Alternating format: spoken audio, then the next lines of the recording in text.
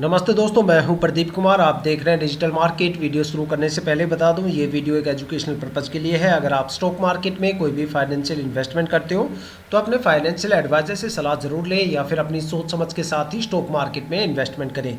अगर आपको stock market में कोई भी फाइनेंशियल लॉस होता है तो उसके लिए ये वीडियो रिस्पॉन्सिबल नहीं रहेगी। तो चलो दोस्तों, वीडियो शुरू करते हैं। दोस्तों, आज हम बात करने वाले हैं नेस्को स्टॉक के बारे में। देखा जाए तो ये स्टॉक कमर्शियल सर्विसेज सेक्टर से बिलोंग करता है। देखो, आज इस स्टॉक के बारे में दो ऐसी इंपॉर्टेंट चीज़ बताने वाला हूं। अगर वो दो चीज़ें आप किसी भी स्टॉक के बारे में बारीकी से समझ जाते हो तो समझ लो आपने उस स्टॉक के बारे में 60 से लेकर 80% तक जो डीप फंडामेंटल एनालिसिस है वो चंद मिनट की वीडियो में कर डाली। एक एग्जाम्पल के तौर पे समझते हैं। जब आप किसी भी बैंक में जाते हो, वहाँ पे कोई भी एफडी करवाते हो या फिर कोई लॉन्ग टर्म इन्वेस्टमेंट वहाँ पे करवाते हो, मान लो वहाँ पे कोई म्यूचुअल फंड या इक्विटी आप लेते हो, तो जाहिर सी बात है भैया, आप बैंक से एक सवाल हमेशा करते हो, भैया जहाँ पे हम लॉन्ग टर्म इन्वेस्टमेंट कर रहे हैं आखिर यहाँ पे कितने टाइम ड्यूरेशन की होल्डिंग करने पे आखिर हमें कितने मैच्योरिटी मिलेगी या फिर कितना रिटर्न देखने को मिलने वाला है। लेकिन अगर बात करें स्टॉक मार्केट के केस में तो हम वहाँ पे इन्वेस्टमेंट भी काफ़ी बड़ा करते हैं, लेकिन ये बेसिक चीज़ें हम वहाँ पे इग्नोर कर देते हैं और स्टॉक के बेसिक फंडामेंटल देख के स्टॉक में एक बड़ा ट्रेड हम उठा लेते हैं। और उस टाइम काफ़ी ज़्यादा सवालों के घेरे हमारे सामने आके खड़े हो जाते हैं। काफ़ी सवाल हमारे सामने आ जाते हैं कि भाई जिस स्टॉक में हमने इन्वेस्टमेंट कर रखा है, क्या वहाँ पे हमने सही इन्वेस्टमेंट किया है या फिर वहाँ पे कोई बड़ी गिरावट होने वाली है, या स्टॉक में आखिर कब से पॉजिटिव मोमेंटम देखने को मिलेगा, स्टॉक में रिटर्न मिलेगा भी नहीं मिलेगा, या मिलेगा तो कितने टाइम ड्यूरेशन के बाद मिलेगा, और मैक्सिमम स्टॉक कितना ज़्यादा रिटर्न दे सकता है, शॉर्ट टर्म में ज़्यादा देगा या फिर लॉन्ग टर्म में ज़्यादा रिटर्न देगा।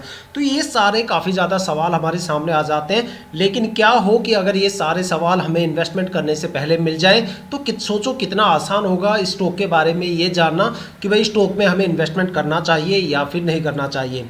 तो दोस्तों, यही दो चीज़ें मैं आपको बताने वाला हूँ इस वीडियो में। सबसे पहली चीज़ है कि स्टॉक के पिछले 5 साल के रिटर्न के बारे में, जहाँ पे आपको ये पता चलेगा कि भाई नेस्को स्टॉक ने आखिर अपने इन्वेस्टर्स को पिछले 5 सालों में कितना रिटर्न दिया है। और वहाँ पे आपको एक आइडिया देखने को मिलेगा, एक पैटर्न आपको देखने को मिलेगा कि भाई ये स्टॉक शॉर्ट टर्म में ज़्यादा प्रॉफिटेबल है या फिर लॉन्ग टर्म में ज़्यादा प्रॉफिटेबल है, या फिर ऐसे कौन कौन से नेगेटिव टाइम ड्यूरेशन है जहाँ पे आपको स्टॉक में भर भर के गिरावट देखने को मिलने वाली है, या फिर ऐसे कौन से पॉजिटिव टाइम ड्यूरेशन है जहाँ पे ये स्टॉक भर भर के आपको रिटर्न देने वाला है। साथ में मैक्सिमम स्टॉक में कितने गिरावट हमें देखने को मिल सकती है और मैक्सिमम ये स्टॉक कितना ज़्यादा रिटर्न देने का दम रखता है।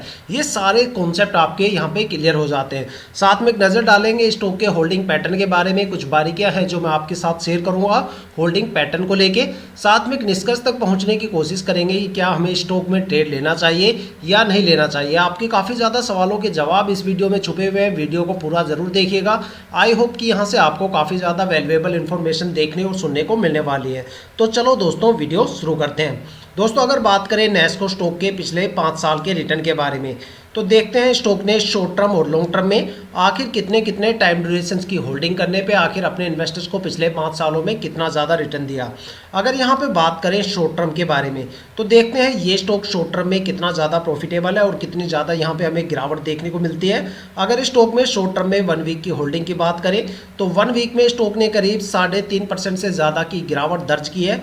और अगर स्टॉक में 1 मंथ की होल्डिंग की बात करें तो 1 महीने में स्टॉक ने करीब लेस देन 1% की गिरावट यहाँ पे दर्ज की है। और अगर स्टॉक में 3 महीने की होल्डिंग की बात करें तो 3 महीने में स्टॉक ने करीब 6.25% से ज़्यादा की गिरावट यहाँ पे दर्ज की है। अगर स्टॉक में 6 महीने की होल्डिंग की बात करें तो 6 महीने में स्टॉक ने करीब 3.5% से ज़्यादा का रिटर्न गेन किया है। और अगर स्टॉक में 9 मंथ की होल्डिंग की बात करें तो 9 महीने में स्टॉक ने करीब 14% से ज़्यादा का रिटर्न दिया है। अगर स्टॉक में लॉन्ग टर्म को लेके देखा जाए तो देखते हैं लॉन्ग टर्म में अलग अलग टाइम ड्यूरेशन की होल्डिंग करने पे आखिर हमें स्टॉक से कितना रिटर्न या फिर प्रॉफिट देखने को मिलता है और कितनी ज़्यादा यहाँ पे हमें गिरावट देखने को मिलती है। अगर स्टॉक में लॉन्ग टर्म में 1 ईयर की होल्डिंग की बात करें तो 1 साल में स्टॉक ने करीब यहाँ पे 13.5% से ज़्यादा का रिटर्न दिया है। अगर स्टॉक में 2 साल की होल्डिंग की बात करें तो 2 साल में स्टॉक ने करीब 65% से ज़्यादा का रिटर्न दिया है। अगर स्टॉक में 3 साल की होल्डिंग की बात करें तो 3 साल में स्टॉक ने करीब 73% से ज़्यादा का रिटर्न दिया है। और अगर इस स्टॉक में 4 साल की होल्डिंग की बात करें तो 4 साल में स्टॉक ने करीब 53.5% से ज़्यादा ज़्यादा का रिटर्न दिया है। और अगर स्टॉक में 5 साल की होल्डिंग की बात करें तो 5 साल में स्टॉक ने करीब 25% से ज़्यादा का रिटर्न दिया है। अगर एक कंक्लूजन निकाल के देखा जाए तो ये स्टॉक शॉर्ट टर्म में एवरेज प्रॉफिटेबल है, और अगर बात करें लॉन्ग टर्म के बारे में तो लॉन्ग टर्म में ये स्टॉक काफ़ी ज़्यादा प्रॉफिटेबल है। अगर शॉर्ट टर्म के सबसे बेस्ट टाइम ड्यूरेशन की बात करें तो यहाँ पे 9 मंथ का टाइम ड्यूरेशन है, जहाँ पे 9 महीने में स्टॉक ने करीब 14% से ज़्यादा का रिटर्न दिया है। और अगर बात करें लॉन्ग टर्म के बारे में तो लॉन्ग टर्म में मैं आपको यही सजेस्ट करूँगा कि स्टॉक को जितने लंबे टाइम ड्यूरेशन के लिए होल्ड करोगे उतना अच्छा खासा रिटर्न आपको स्टॉक में देखने को मिलेगा। लॉन्ग टर्म का अगर सबसे बेस्ट टाइम ड्यूरेशन की बात करें तो यहाँ पे 3 साल का टाइम ड्यूरेशन है, जहाँ पे स्टॉक ने करीब 73% से ज़्यादा का रिटर्न दिया है। अगर देखा जाए तो स्टॉक में हमें कुछ नेगेटिव टाइम ड्यूरेशन भी देखने को मिलते हैं जो कि शॉर्ट टर्म में है, जहाँ पे 1 वीक से लेके 3 महीने का टाइम ड्यूरेशन है, जहाँ पे स्टॉक ने करीब 3% से मतलब करीब यहाँ पे 1% से लेके 6% तक की एक अच्छी खासी गिरावट हमें देखने को मिलती है। देखा जाए तो इस टाइम मार्केट में काफ़ी ज़्यादा गिरावट का माहौल बना हुआ है। अगर अगस्त सितंबर 2024 की बात करें तो यूरोप के हालात काफ़ी ज़्यादा ख़राब थे, वहाँ पे काफ़ी कंट्रीज़ में जियोपॉलिटिकल टेंशन बनी हुई थी, जिसके चलते इंडियन स्टॉक मार्केट में हमें 2 सबसे बड़े क्रैश देखने को मिले। अगर बात करें अक्टूबर के बारे में तो अक्टूबर में काफ़ी ज़्यादा स्टॉक में अपर सर्किट लगभग लग गए थे, लेकिन क्वार्टरली रिजल्ट बीच में आने की वजह से काफ़ी ज़्यादा स्टॉक के अंदर ट्रेडिंग विंडो क्लोज होती हुई हमें देखने को मिली, और साथ में एफआईआई की बड़ी बिकवाली हमें देखने को मिली, जिसके चलते मार्केट में फिर से एक बड़ी गिरावट हमें देखने को मिलती है। अगर बात करें करंट टाइम की तो यहाँ पे सेंसेक्स 85,000 से गिर के करीब यहाँ पे 75 या 75,500 के आसपास आके खड़ा हो गया है। तो देखा जाए तो मार्केट में लगातार पिछले 6-7 महीनों से काफ़ी बड़ी गिरावट के माहौल है। काफ़ी ज़्यादा ऐसे स्टॉक है जहाँ पे गिरावट रुकने का नाम नहीं ले रही है, जैसे कामधेनु वेंचर स्टॉक हो गया, स्प्राइट एग्रो हो गया, एएफ इंटरप्राइजेज हो गया, ठीक है, वर्टोज हो गया। आईटी कंपनी के तो खास तौर पे जितने भी स्टॉक्स हैं, साथ में ग्रीन एनर्जी के स्टॉक में भी काफ़ी बड़ी गिरावट हुई है। साथ में कुछ ऐसे भी स्टॉक हैं जहाँ पे प्रमोटर पूरी तरह से अपना बोरिया बिस्तर बांध के निकल चुके हैं, जैसे कि पेटीएम का स्टॉक हो गया, जोमेटो का स्टॉक हो गया, आईसीआईसीआई बैंक का स्टॉक हो गया, एचडीएफसी बैंक का स्टॉक हो गया, डिलीवरी स्टॉक हो गया, जिनके अंदर प्रमोटर पूरी तरह से निकल चुके हैं और वहां पे सारा का सारा माल एफआईआई और पब्लिक इन्वेस्टर्स के हाथ में है, जहां पे एक बड़ी गिरावट होने की संभावना है। तो देखा जाए तो ऐसे गिरावट के माहौल में अगर इस गिरावट को कंपेयर करते हैं स्टॉक के साथ, तो देखा जाए तो मार्केट में जो बड़ी गिरावट हो रही है वो गिरावट यहाँ पे अगर कंपेयर करते तो ऐसा लगता है भाई स्टॉक के अंदर कोई मामूली सा यहाँ पे फ्लक्चुएशन चल रहा है। 6% जो यहाँ पे मैक्सिमम गिरावट है पिछले 5 सालों के अंदर, तो 6% की गिरावट स्टॉक में हमें देखने को मिली है लगातार पिछले 6 महीनों का, मतलब 5 साल का अगर रिकॉर्ड चेक करें तो 5 साल में 6% की गिरावट मुझे नहीं लगता भाई कोई बड़ी गिरावट है। ये तो इतना तो नॉर्मल फ्लक्चुएशन आपको किसी भी स्टॉक में देखने को मिल सकता है। तो देखा जाए तो यहाँ पे जो लास्ट 5 साल में गिरावट हुई है वो 6.25% के करीब हुई है, और मार्केट में अगर गिरावट देखी जाए तो मार्केट में काफ़ी बड़ी गिरावट इस टाइम चल रही है। काफ़ी ज़्यादा स्टॉक की बुरी तरह से हालत ख़राब है।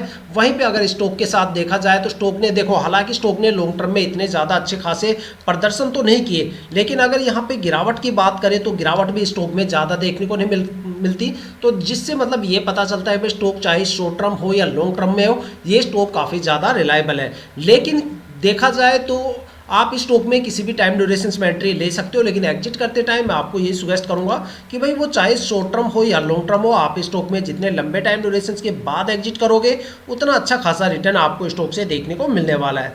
ये सारे रिटर्न आप किसी भी फाइनेंशियल वेबसाइट पर भी चेक कर सकते हो या फिर अपनी ब्रोकरेज एप्लीकेशन पर भी आप चेक कर सकते हो। लेकिन अभी भी हमारा एक सवाल यहाँ पे अधूरा रह जाता है कि भाई क्या हमें स्टॉक में ट्रेड करना चाहिए या फिर नहीं करना चाहिए। देखो पिछले 5 साल के रिटर्न से ये तो आपको पता चल गया कि स्टॉक की आखिर परफॉर्मेंस कैसी है, शॉर्ट टर्म में ज़्यादा प्रॉफिटेबल है या फिर लॉन्ग टर्म में ज़्यादा प्रॉफिटेबल है, और किस टाइम ड्यूरेशन की होल्डिंग करने पे आखिर यहाँ पे एक पॉजिटिव मोमेंटम हमें देखने को मिल सकता है। साथ में अगर बात करें, लेकिन इन चीज़ों की बेस पे हम ये डिसीजन नहीं ले सकते कि भाई क्या हमें स्टॉक में ट्रेड करना चाहिए या नहीं करना चाहिए। देखो हो सकता है पिछले 5 साल में स्टॉक ने एक अच्छा खासा प्रदर्शन किया है, लेकिन ज़रूरी नहीं कि आने वाले अगले 5 सालों तक ये स्टॉक कोई अच्छा खासा प्रदर्शन करेगा, या फिर हो सकता है कि भाई ये स्टॉक मल्टीबैगर भी बन जाए। जिस तरीके से यहाँ पे गिरावट काफ़ी कम है तो हो सकता है कि मार्केट में अगर कोई पॉजिटिव मोमेंटम आए तो ये स्टॉक मल्टीबैगर भी बन सकता है। लेकिन यहाँ पे डिसीजन लेना कि भाई स्टॉक में इन्वेस्टमेंट करना चाहिए या नहीं करना चाहिए, उसके लिए स्टॉक का होल्डिंग पैटर्न देखना काफ़ी ज़्यादा जरूरी है। अगर ये चीज़ भी हम यहाँ पे थोड़ा सा बारीकी से चेक कर लेते हैं तो हम एक डिसीजन तक पहुंच सकते हैं कि भाई हमें स्टॉक में ट्रेड करना चाहिए या नहीं करना चाहिए। लेकिन यहाँ पे कुछ बारीकियां हैं जो शेयर होल्डिंग पैटर्न को लेके है। वो बारीकियां क्या है वो मैं आपको बताता हूँ। देखो, किसी भी स्टॉक में इन्वेस्टमेंट करने से पहले वहाँ पे जो प्रमोटर की होल्डिंग है वो 50% या उससे ज़्यादा होनी चाहिए। अगर किसी भी स्टॉक में प्रमोटर की होल्डिंग 50% से कम है तो समझ लो वहाँ पे प्रमोटर अपना जल्दी से जल्दी वहाँ पे अपने स्टॉक को रिलीज करने की कोशिश करेंगे, जिससे स्टॉक में आने वाले टाइम में आपको स्ट्रेस लेवल ज़्यादा देखने को मिलेगा, स्टॉक के रिटर्न काफ़ी ज़्यादा कम देखने को मिलेंगे। क्योंकि स्टॉक मार्केट में जो सबसे ज़्यादा ट्रस्टवर्दी इन्वेस्टर्स होते हैं उसमें DII और प्रमोटर्स का नाम आता है, जो कंपनी के बारे में काफ़ी कुछ इन्फॉर्मेशन रखते हैं, साथ में कंपनी के साथ में स्टॉक के साथ काफ़ी लंबे टाइम तक चलते हैं और अपनी होल्डिंग को धीरे धीरे करके रिलीज करते हैं। लेकिन अगर देखा जाए तो स्टॉक मार्केट में दो सबसे ज़्यादा पैनिक इन्वेस्टर्स की भी कैटेगरी है, जिसमें अगर आपको ये लग रहा है कि मैं उन पैनिक इन्वेस्टर्स की कैटेगरी में पब्लिक इन्वेस्टर्स को लेके यहाँ पे बात कर रहा हूँ, तो फिर आपकी जो फंडामेंटल एनालिसिस स्किल है उसको आपको काफ़ी हद तक इंप्रूव करने की ज़रूरत है। क्योंकि स्टॉक मार्केट में जो सबसे ज़्यादा पैनिक इन्वेस्टर्स की कैटेगरी में आता है वो FII आता है। FII का मतलब होता है फॉरेन इंस्टीट्यूशनल इन्वेस्टर्स। वो इन्वेस्टर्स जो डोमेस्टिक मार्केट के साथ साथ ग्लोबल मार्केट में भी इन्वेस्टमेंट करते हैं, वो हमेशा पब्लिक इन्वेस्टर से 2 कदम आगे चलते हैं, चाहे वो एनालिसिस का फील्ड हो या फिर इन्वेस्टमेंट को लेके हो। देखा जाए जब उनको पता चलता है कि भाई ग्लोबल मार्केट में कोई बड़ी गिरावट होने वाली है तो वो यहाँ पे सबसे पहले बिकवाली करना शुरू करते हैं। जब FII यहाँ पे बिकवाली करती है या बिकवाली करके निकल जाती है तब जाके पब्लिक इन्वेस्टर्स को समझ में आता है कि भाई मार्केट में कोई बड़ी गिरावट होने वाली है। तब जाके पब्लिक इन्वेस्टर्स पैनिक होना स्टार्ट करते हैं और एक बड़ा सेलिंग प्रेशर हमें देखने को मिलता है और तब जाके स्टॉक में एक बड़ी गिरावट हमें देखने को मिलती है। इसलिए हमेशा कहा जाता है कि जिस स्टॉक में FII की होल्डिंग ज़्यादा होती है वहाँ पर आपको फ्लक्चुएशन भी ज़्यादा देखने को मिलता है और टाइम आने पे आपको स्टॉक में गिरावट भी सबसे ज़्यादा देखने को मिलती है। इसीलिए देखो, अगर आप कोई भी प्रैक्टिकल डेमोस्ट्रेशन चाहते हो तो कोई भी 15-20 रैंडमली स्टॉक आप कलेक्ट कीजिए, उसका 1 साल का FII होल्डिंग पैटर्न आप चेक कीजिए। उसमें से आपको काफ़ी ज़्यादा स्टॉक ऐसे देखने को मिलेंगे जहाँ पे लास्ट ईयर FII की होल्डिंग 0% होती है और अगले साल तक आते आते वो होल्डिंग अचानक से 10-15% से लेके 30, 35, 40, 50% तक चली जाती है। और काफ़ी ज़्यादा स्टॉक आपको ऐसे भी देखने को मिलेंगे जहाँ पे लास्ट ईयर FII की होल्डिंग 5, 10, 15% से लेके 25, 30, 35% तक आपको देखने को मिलती है और अगले साल तक आते आते वो होल्डिंग 5 या 7% रह जाती है या फिर 0% हो जाती है। तो आप सोच सकते हो भाई कितना बड़ा फ्लक्चुएशन हमें FII के डेटा के साथ देखने को मिलता है। अचानक से 1 साल के टाइम ड्यूरेशन में इतना बड़ा चेंजेस हमें होल्डिंग में देखने को मिलता है। तो देखा जाए तो हमेशा यही कहा जाता है कि जिस स्टॉक में आप इन्वेस्टमेंट करते हो वहाँ पे प्रमोटर की होल्डिंग ज़्यादा से ज़्यादा होनी चाहिए और FII की होल्डिंग कम से कम होनी चाहिए। उस स्टॉक से आप एक अच्छा खासा रिटर्न मार्केट से गेन कर सकते हो। अब देखते हैं स्टॉक का होल्डिंग पैटर्न क्या बोलता है, आखिर स्टॉक के होल्डिंग पैटर्न के पिटारे से क्या निकल के आता है। अगर स्टॉक के होल्डिंग पैटर्न को चेक किया जाए और यहाँ पे अगर प्रमोटर की होल्डिंग की बात करें तो यहाँ पे प्रमोटर की होल्डिंग पिछले साल 68.54% थी, जो इस साल भी 68.54% है। तो यहाँ पे हमारे 2 पॉइंट क्लियर हो जाते हैं। सबसे पहला पॉइंट कि भाई प्रमोटर की होल्डिंग यहाँ पे 50% से ज़्यादा है। दूसरा कि भाई प्रमोटर अपनी होल्डिंग में कोई भी खास चेंजेस नहीं कर रहे, जिसका मतलब है कि भाई प्रमोटर कंपनी के स्टॉक के साथ काफ़ी लंबे टाइम तक रुकने वाले हैं और धीरे धीरे करके ये होल्डिंग रिलीज करेंगे और स्टॉक में आने वाले टाइम में एक लंबे टाइम तक ये एक अच्छा खासा रिटर्न देने की उम्मीद में है। अगर यहाँ पे स्टॉक मार्केट में दूसरे सबसे ज़्यादा ट्रस्टवर्दी इन्वेस्टर्स DII की होल्डिंग की बात करें तो DII की होल्डिंग यहाँ पे 3.85% है, जो इस साल घट के यहाँ पे 3.37% हो गई है। तो देखा जाए तो DII की होल्डिंग में एक बड़ा डिक्रीमेंट हमें देखने को मिला है, एक बड़ी गिरावट हमें देखने को मिली है। तो एक यहाँ पे ये नेगेटिव पॉइंट बन जाता है। अगर स्टॉक में जो सबसे ज़्यादा पैनिक इन्वेस्टर्स की कैटेगरी है उसकी अगर होल्डिंग की बात करें तो यहाँ पे अगर FII की होल्डिंग की बात करें तो देखो, पिछले साल FII की होल्डिंग 0% थी, अचानक से ये होल्डिंग इस साल बढ़ के 4.91% हो गई है, करीब 5% के करीब आके खड़ी हो गई है। तो यहाँ पे देखा जाए तो अभी भी FII की होल्डिंग का रेशियो यहाँ पे एक पॉजिटिव मोमेंटम में हमें देखने को मिल रहा है। यहाँ पे फ्लक्चुएशन का लेवल तब स्टार्ट होता है जब FII की होल्डिंग 10 या 15% या इससे ज़्यादा लेवल को क्रॉस करती है। अगर यहाँ पे पब्लिक इन्वेस्टर्स की होल्डिंग की बात करें तो यहाँ पे पब्लिक इन्वेस्टर्स पिछले साल 19.02% थे, जो इस साल घट के 17.50% हो गए, करीब यहाँ पे 17.5% के करीब हो गए। तो यहाँ पे एक नेगेटिव पॉइंट ये देखने को मिलता है कि भाई पब्लिक इन्वेस्टर्स का रुझान यहाँ पे कम है। इसके 2 रीजन्स हो सकते हैं कि भाई स्टॉक ने लॉन्ग टर्म में कोई खास प्रदर्शन यहाँ पे नहीं किया। तो देखा जाए तो यहाँ पे कुछ हमें पॉजिटिव पॉइंट जो देखने को मिलते हैं उसका एक ब्रीफ बता देता हूँ। प्रमोटर की होल्डिंग 50% से ऊपर है। प्रमोटर की होल्डिंग में कोई भी चेंजेस यहाँ पे देखने को नहीं मिल पा रहा। एफआईआई की होल्डिंग में एक बड़ा इंक्रीमेंट है, लेकिन यहाँ पे अभी भी ये एक पॉजिटिव संकेत यहाँ पे देता है कि भाई यहाँ पे कोई खास अभी भी जो एक यहाँ पे फ्लक्चुएशन का जो रेशियो होना चाहिए वो इसने अभी तक एफआईआई की होल्डिंग ने क्रॉस नहीं किया है। और अगर यहाँ पे पब्लिक इन्वेस्टर्स की होल्डिंग की बात करें तो उसका रेशियो भी काफ़ी अच्छा मेंटेन चल रहा है। और अगर नेगेटिव पॉइंट की बात करें तो यहाँ पे डीआईआई है उसने उसकी होल्डिंग में बड़ी गिरावट हमें देखने को मिलती है। साथ में पब्लिक इन्वेस्टर्स की होल्डिंग में भी एक अच्छी खासी गिरावट हमें स्टॉक में देखने को मिलती है। तो देखा जाए तो दोस्तों ये थे स्टॉक के पिछले 5 साल के रिटर्न और साथ में स्टॉक का होल्डिंग पैटर्न जिसकी बारीकियां मैंने आपको समझाई। होल्डिंग पैटर्न का डेटा आपके सामने रखा है, पिछले साल का डेटा आपके सामने है। अब डिसीजन आपको लेना है कि भाई आपको स्टॉक में ट्रेड करना चाहिए या फिर नहीं करना चाहिए। अपनी जो कीमती राय है वो हमें कमेंट करके ज़रूर बताइएगा, ताकि जितने भी नए इन्वेस्टर्स वीडियो पे आए उनको यहाँ पे डिसीजन बनाने में काफ़ी ज़्यादा हेल्प मिले।